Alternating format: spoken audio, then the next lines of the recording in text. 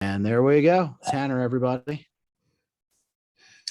So Tanner, first question, how much have you played with some of the other guys on TBT? I know you had one mention that, you had been with some of them or playing with them in the summer.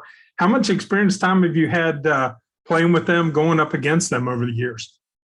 Yeah, I played with Joan in France for a full season. So I spent a lot of time with him as our point guard and got to know him pretty well.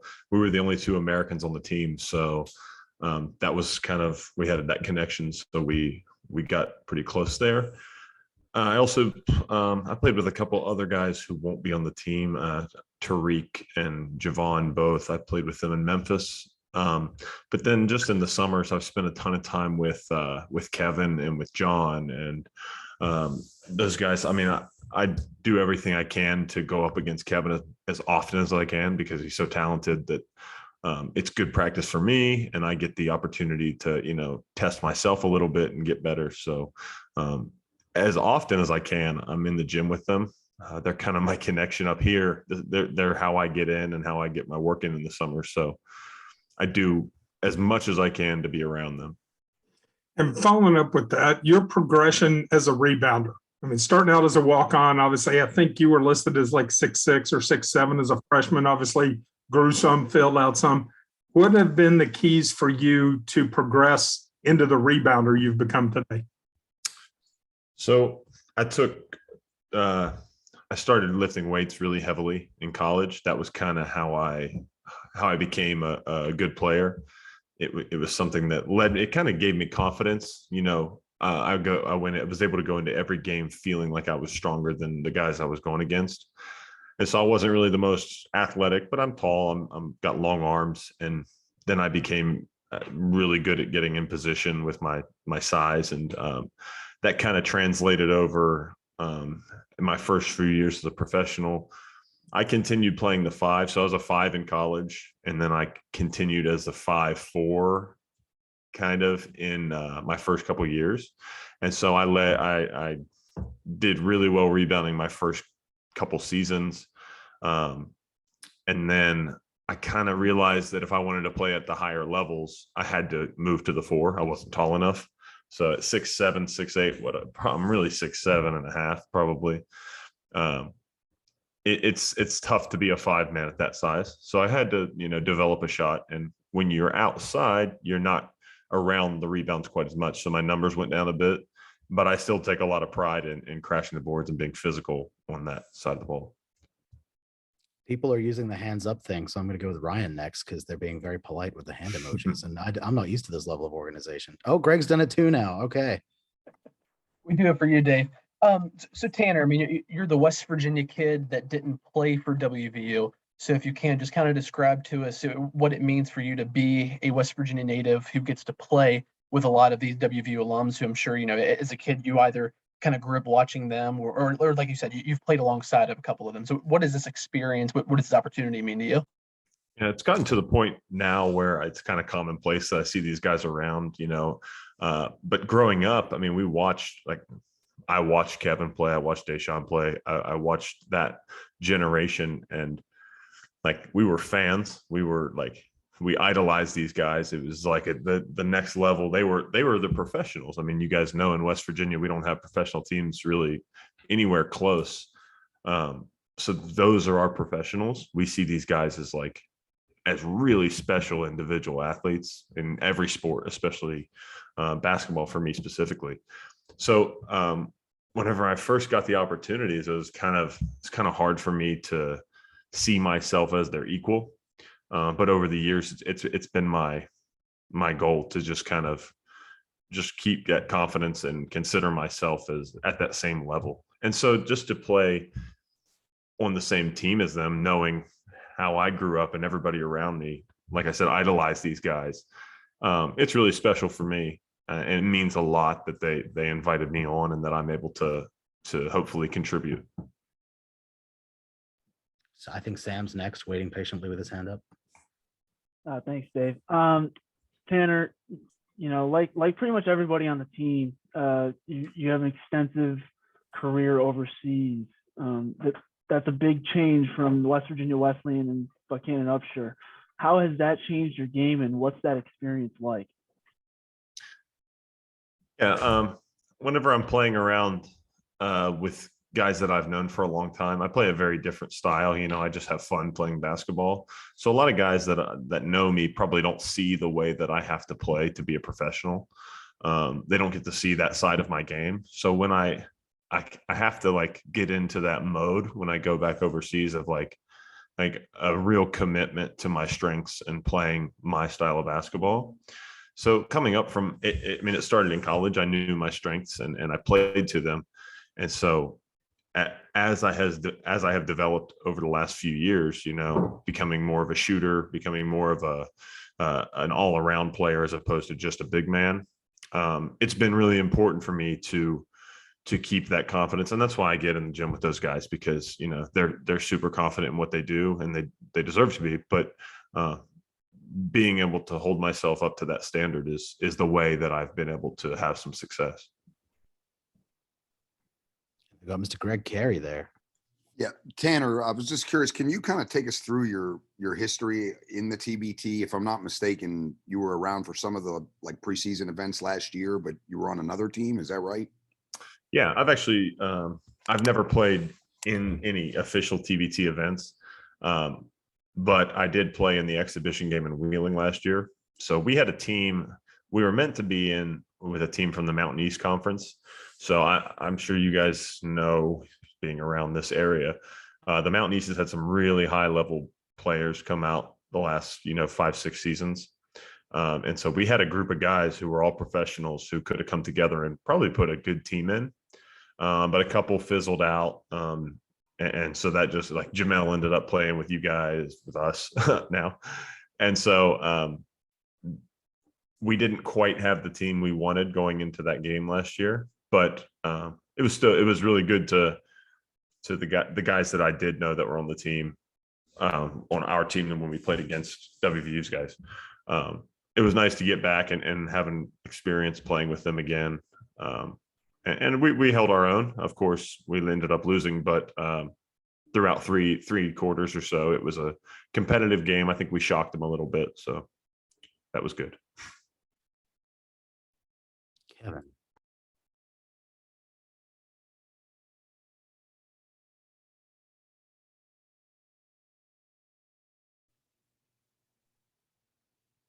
Kevin, you good? Yeah, sorry, I didn't hear my name. So, Tanner, do you have an idea of what your role is going to be this year? I mean, obviously, rebounding seems to be a big key. Giving Kevin some help on the boards, that was a little bit of a hole maybe last year. Is that one of the things that you're hoping to fill, that the team hopes you can fill? Yeah. So I've spoken to James a little bit, not a ton. So I don't know specifically what they're wanting, but I would say, they know who I am and what I do. I'm more of like a facilitating big. I like to play. I like when the ball is played through me. I can create for others really well. I would say that I play really well in dribble handoffs, pick and pop style stuff. But I believe the intention is whenever I'm on the court to kind of allow me to play that high post with facilitating role, a little bit like maybe a little bit like Marc Gasol played with Memphis and how they played through him and guys like that, just because I'm more of a skilled big as opposed to like, they're not going to throw me the ball in the post and say, go score. That's not the intention as far as I know. So, which is great with me. Sam. Tanner, is it tough to be an overseas basketball player? I mean, Jamel kind of spoke about, coming back home, and 2 years ago, it was a tough decision to play in TBT because the schedules didn't match up. He wanted to spend time with his family. So is it tough kind of managing that aspect?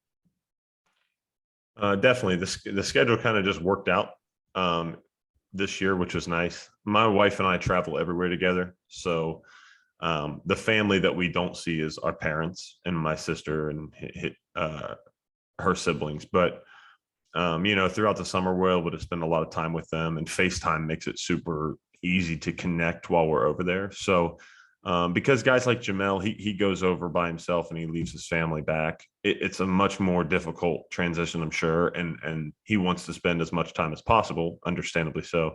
But for me, I'm able to kind of structure my summers however I want. Generally I just spend the weeks working out a few times a week, and then kind of take the weekends to do whatever the things, the fun things in the summer that you look to do. So I put a lot of time throughout the week, which gives me the weekends to spend for myself, but not too hard of an adjustment for me. Greg, Tanner, are you in Romania still? Is that where you most recently played overseas? And what was that experience like? What's it been like there for you? Yeah, I just finished in Romania. I don't believe I'll go back. I might. It's not out of the question. It's not a bad place. I liked Romania. The league is solid. I think there's going to be 18 teams this year, so plenty of competition. But it was different. It was more Eastern Europe, so I've only really been in the Western European cultures, and obviously Australia as well. So it was those. The people kind of know what to expect in those Western European countries. They have their own culture, but everything's pretty modern. But when you think of Eastern Europe, it can get a little different because all those countries have so much history and so much that they're so specific. Romanian is not spoken anywhere but Romania, right? So they keep within their own to themselves as a country, and there's not a ton of information out there about like what it's going to be like. But it was great. The club was super welcoming. They took care of us. It's maybe not important to everybody, but money was on time, never missed any money, which as an overseas player, sometimes you can get, that can be a thing that causes people issues, but I've been blessed that that's never been a problem for me.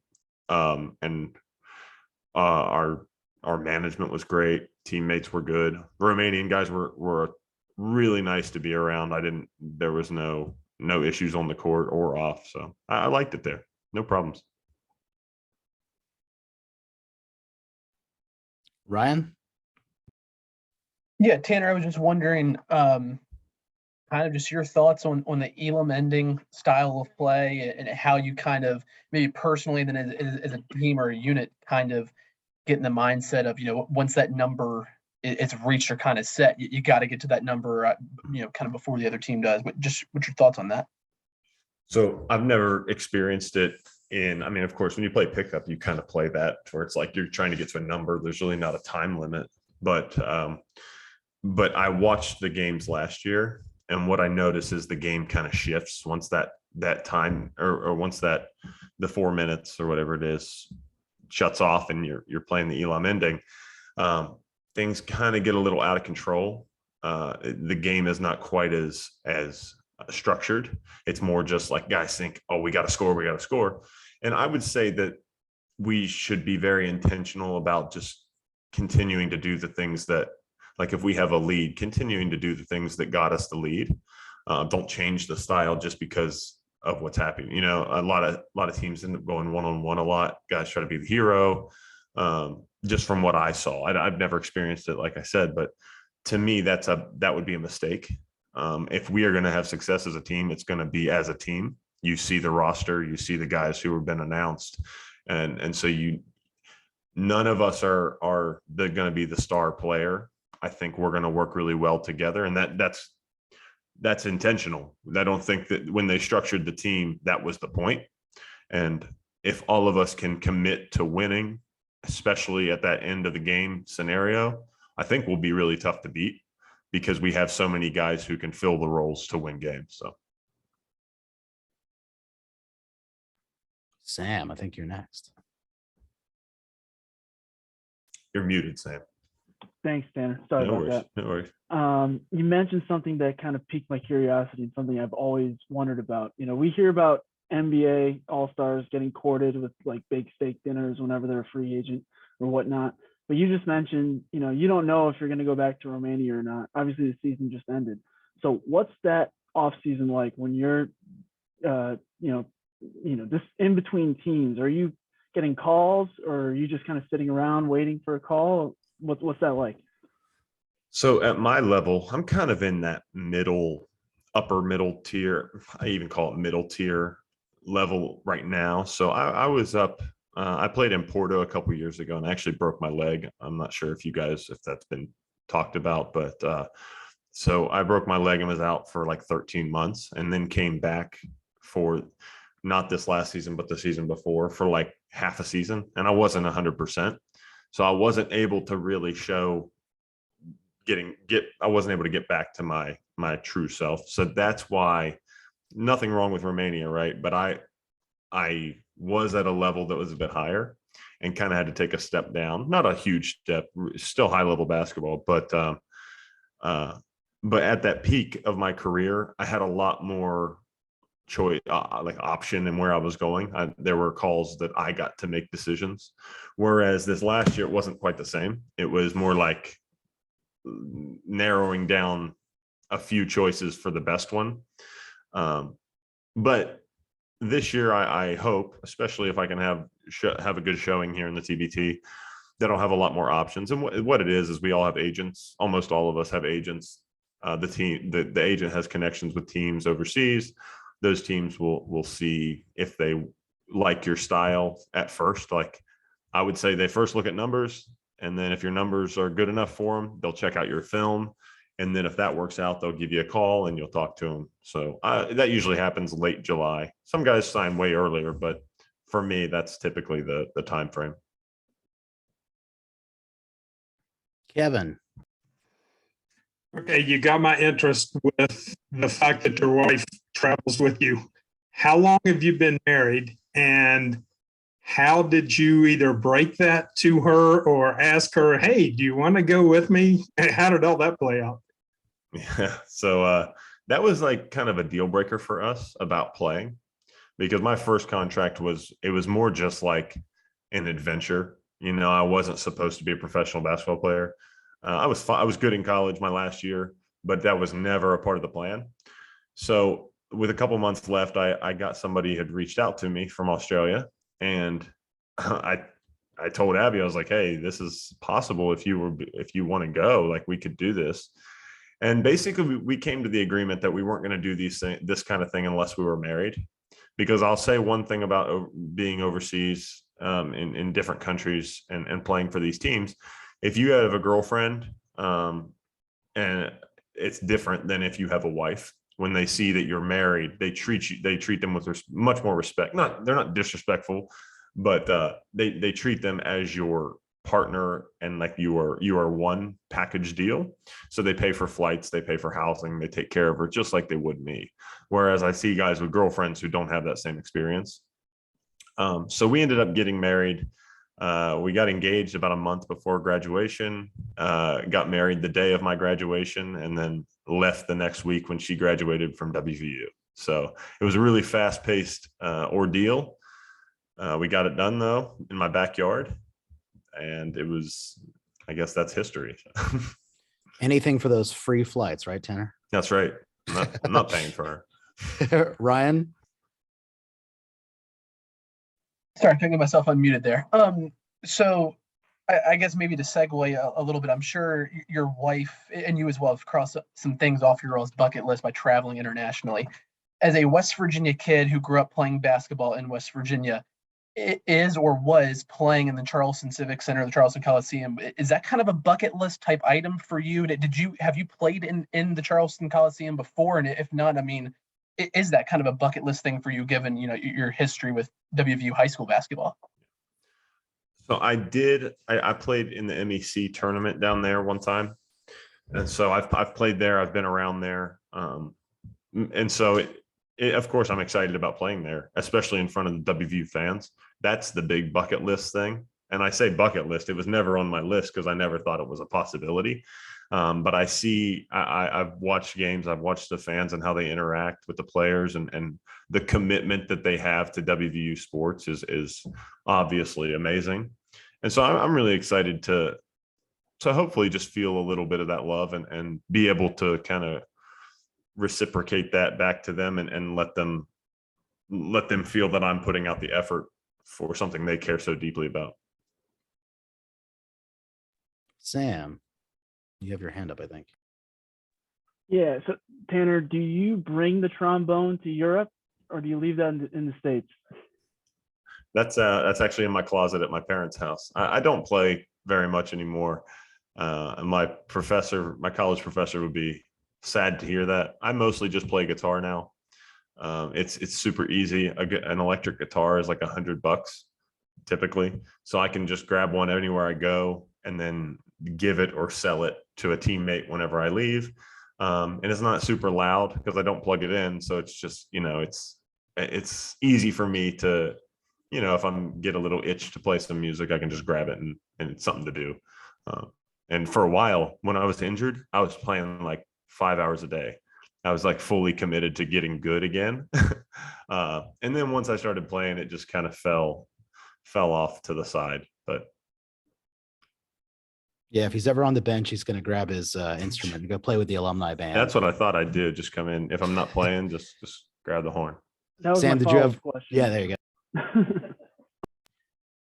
Ryan, I think you're good. Yeah, so I guess with the guitar theme, favorite song or songs to play on the guitar, and then can you play Country Roads on the guitar, or will you learn that prior to July 24th? I could definitely play Country Roads on the guitar. But I could play the chords to Country Roads on the guitar pretty easily. It's a pretty simple song. My favorite song to play on the guitar, that's tough. I don't know. There's some weird like what would it even called, like new age electronic stuff that this band called Polyphia does. Nobody would know it, but it's just instrumentals. But the guy's really he does a great job of like incorporating like modern techniques, and so they're really hard songs to play. So I put a lot of time into that. But I don't know. I just play around. I play a lot of like jazz stuff, like improvising. So that's I don't have to think so much. It's just kind of playing for fun. We're gonna have you do Cameo, Tanner, and have people request songs to play there to you raise go. money for the TBT because it ain't cheap to get rooms. But is everyone good? You guys good? I actually did win my talent show in high school, singing and playing guitar. So that's important to know. Well, there's your scoop. Everybody got anything else? Or are you all good? Or I appreciate you guys always coming out. I know it's always a bit difficult as we get these guys in their times, but I really do appreciate it. Tanner, thanks for coming on. Everyone coming thanks in. for having me, guys. Appreciate it, guys. And I'll send a recording if yours didn't work, or as usual, I'll send it out anyway. So